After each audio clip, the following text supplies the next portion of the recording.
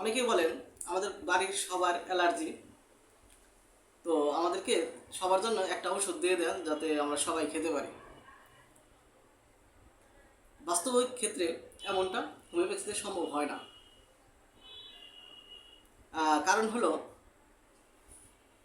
Homeo ওষুধ রোগ ভিত্তিক না, লক্ষণ ভিত্তিক।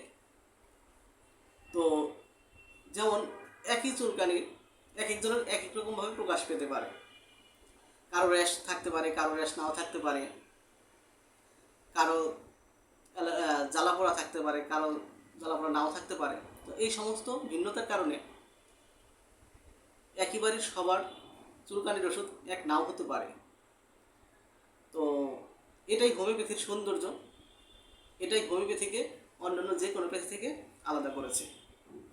আর যারা এমনটা মনে করেন তারা আসলে ভুল।